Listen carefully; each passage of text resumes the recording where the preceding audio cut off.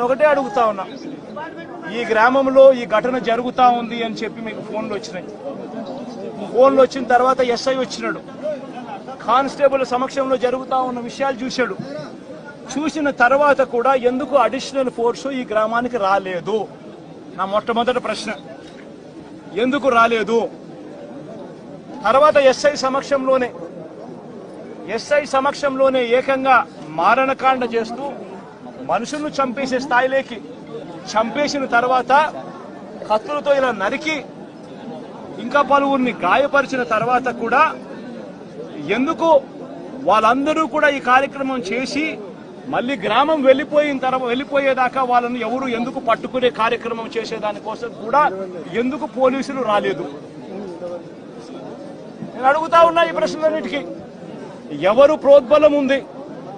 ఎవరు ఈ పోలీసులను ఆడిస్తా ఉన్నారు? ఏకంగా ఎస్పీ, ఏకంగా సిఐ, ఏకంగా డిఎస్పీలు ఏ ఒక్కరూ కూడా అడిషనల్ ఫోర్సును పంపించుకోకుండా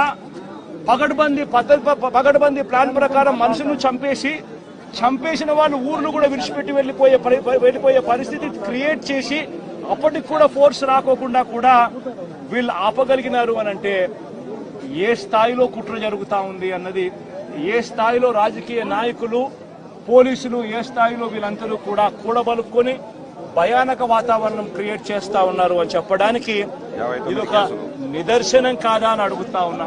నిజంగా లా అండ్ ఆర్డర్ ఉందా అని అడుగుతా ఉన్నా. ఈ రాష్ట్రంలో ఈ ఒక ఘటనే కాదు, ఈ రాష్ట్రంలో జరుగుతా ఉన్న ప్రతి ఘటన ఇదే మాదిరిగా ఉంది. మనం వినుకొండకు నేను వెళ్ళా, నడి రోడ్డు మీద రఫీ అనే పిల్లోడిని నడి రోడ్డు మీద నరికారు. రఫీ అనే పిల్లోడిని నరికారు. ఇలాంటి ఘటనలన్నీ కూడా రాష్ట్రంలో చాలా జరిగాయి. దాదాపుగా 30కి పైగా